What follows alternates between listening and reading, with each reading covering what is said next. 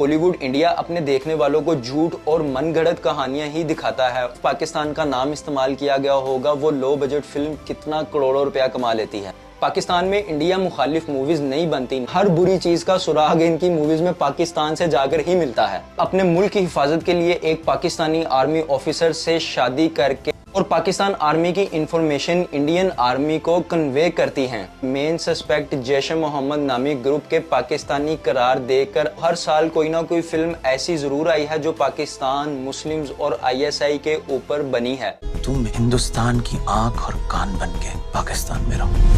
While we wait for the Pakistani diplomats and intel officers, वो आसमान देख रहे होंगे और हम उनके पांव तले से जमीन खींच लेंगे। अस्सलाम वालेकुम दोस्तों, आज की वीडियो में हम देखेंगे कि कैसे बॉलीवुड पाकिस्तान का नाम इस्तेमाल करके लाखों करोड़ों अरबों रुपया कमा रहा है और कैसे वो एक लो बजट फिल्म जिसमें सिर्फ पाकिस्तान का नाम इस्तेमाल किया गया होगा, वो लो बजट फिल्म कितना करोड़ों रुपया कमा लेती है। सरफराज धोखा नहीं देगा। अब दोस्तों, आपको ये डायलॉग तो याद होगा, चाहे मूवी याद हो या ना हो। अब यहाँ पे दोस्तों ये चीज तो मान लेते हैं कि ये पाकिस्तान की अच्छी इमेज दिखाई गई थी, उसके बावजूद ये इतना यादगार डायलॉग रहा है, तो आप सोचें कि जहाँ पे पाकिस्तान की नेगेटिव इमेज दिखाई जाती है वो कितना ज्यादा यादगार रहता होगा। अब मेरी यही बात आप वीडियो में आगे चल के समझ जाएंगे। अब यहाँ पे मैं कुछ मूवीज के नाम लेता हूँ, जैसा कि 26/11, welcome to Karachi, RRR, Pathaan, Kargil, Gaddar, Kashmir files, कुर्बान और पता नहीं क्या क्या। अब ये आप नाम से ही अंदाजा लगा लें कि इनकी स्टोरीज क्या होने वाली हैं। अब सबसे पहले आती है फिल्म गद्दार, जो 2001 में रिलीज हुई। इस फिल्म का बजट था 18 करोड़, जबकि बॉक्स ऑफिस पर इस मूवी ने 133 करोड़ का बिजनेस किया। आप खुद देखें, कहां 18 करोड़ और कहां 133 करोड़। इस फिल्म में मुस्लिम्स और पाकिस्तानीज को पार्टीशन के दौरान होने वाले मर्डर्स की मेन वजह बताया गया और यूं दिखाया गया कि सारा फसाद पार्टीशन के टाइम पर मुस्लिम्स ने ही किया था और इसके जवाब में सिखों ने मुसलमानों को मारा। अब इस सनी देओल की फिल्म का पार्ट 2 भी आने वाला है, जो एक नई मनगढ़ंत कहानी लेकर आएगा। अगर नाना पाटेकर की फिल्म की द अटैक ऑफ 26/11 की बात की जाए तो इस फिल्म को 2013 में रिलीज किया गया। इस फिल्म में उस वक्त को दिखाया गया है जब 2008 11वां महीना 26 तारीख के दिन इंडिया के मशहूर स्पॉट्स जैसे ताज होटल, रेलवे स्टेशन पर कुछ 147 लोग बेदर्दी से कत्ल कर दिए गए थे और 300 के करीब लोगों को जख्मी कर दिया गया था। This is covering the dome, covering that entire heritage wing of the Taj Hotel. अब दोस्तों, ये काम अजमल कसाब नामी एक शख्स ने किया जिसका ताल्लुक एक लश्कर से बताया गया था। इस फिल्म में जो एक्यूज्ड है इसको पाकिस्तानी जाहिर किया गया था और यूं पाकिस्तान के ऊपर 147 के मास मर्डर का इल्जाम लगाया गया, जबकि हकीकतन अजमल कसाब जिस लश्कर से ताल्लुक रखता था वो अफगानिस्तान में वाक़या था और इंडिया की तरह पाकिस्तान में भी इस लश्कर के करिंदे मौजूद थे। लेकिन बिना कुछ सोचे समझे या पाकिस्तान विजिट किए या कोई इन्वेस्टिगेशन किए बगैर पाकिस्तान और इसकी फोर्सेस को इतने बड़े हैबतनाक हादसे का जिम्मेदार ठहरा दिया। अब ये कहाँ की अक्लमंदी है। और इस बेबुनियाद मूवी ने बॉक्स ऑफिस पर सिर्फ 24 करोड़ का बिजनेस किया, पर इतने कम बिजनेस के बावजूद इस फिल्म ने इंडियंस के दिलों में जहां अपने इन्वेस्टिगेटिव और पुलिस फोर्सेस को हीरोइक फीलिंग्स उजागर की, वहीं पर पाकिस्तानियों को दुनिया भर में एक टेररिस्ट मुल्क की तरह रिप्रेजेंट किया और इसकी बड़ी वजह नाना पाटेकर जैसे वेल नोन एक्टर्स का इस फिल्म में लीड रोल प्ले करना था। यूं पाकिस्तानियों के खिलाफ एक बैरूनी साजिश और डाउन रेपुटेशन बनना शुरू हुई जो अभी तक जारी है। अब दोस्तों, ये 26/11 का वाकया यकीनन एक दिल खराश मामला है, पर बगैर किसी स्ट्रॉन्ग एविडेंस के एक मुल्क पर इल्जाम लगाना, वो भी फिल्म में, ये एक बहुत ही बिलो द बेल्ट हरकत थी।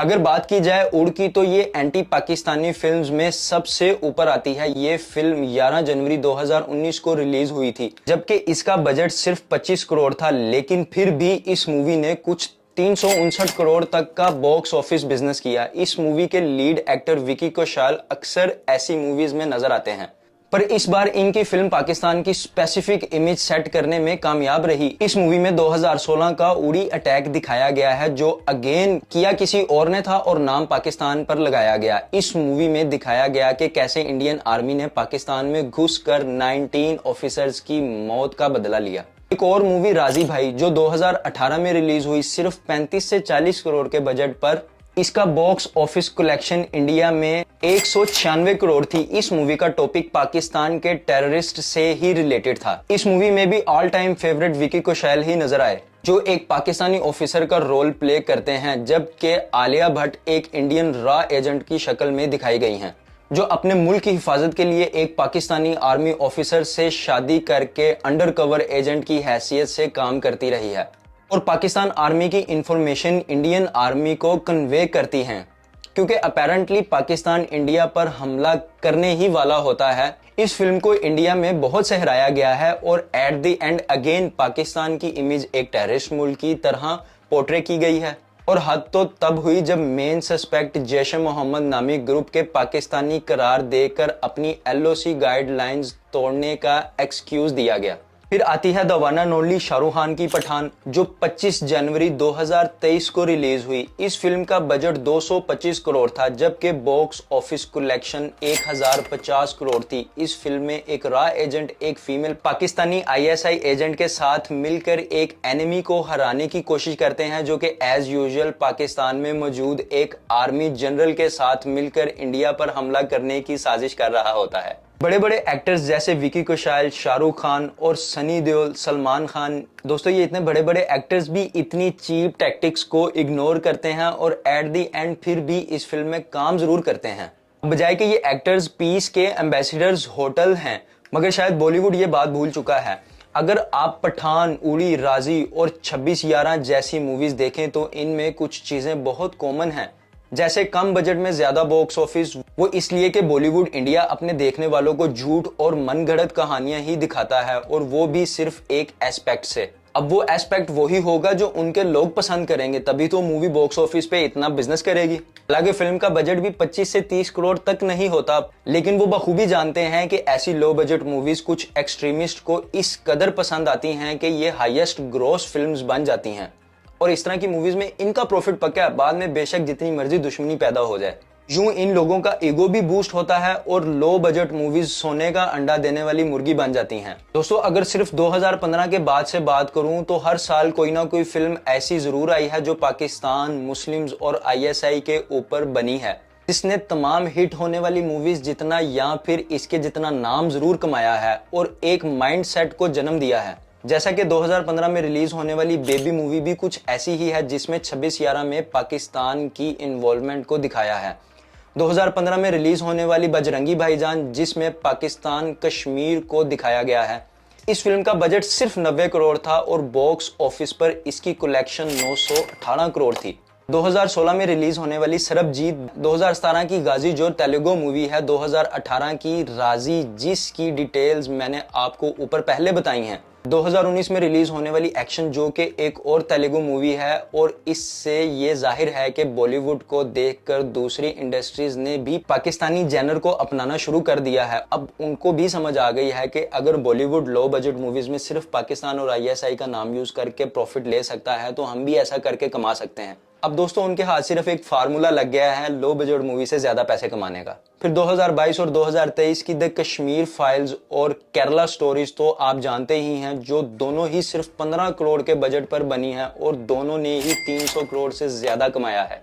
पाकिस्तान की फिल्म इंडस्ट्री बॉलीवुड से कहीं ज्यादा वीक है, पर फिर भी इस तरह की अटेंशन सीकिंग हरकतें पाकिस्तान की तरफ से कभी देखने को नहीं मिलेगी। अब पाकिस्तान की इंडस्ट्री तो वो इंडस्ट्री है जिसके पास लो बजट मूवी बनाने का भी बजट नहीं होता, लेकिन इसके बावजूद वो अपनी मूवीज में इंडिया के किसी भी स्कैंडल को डिस्कस नहीं करते सिर्फ प्रॉफिट के लिए।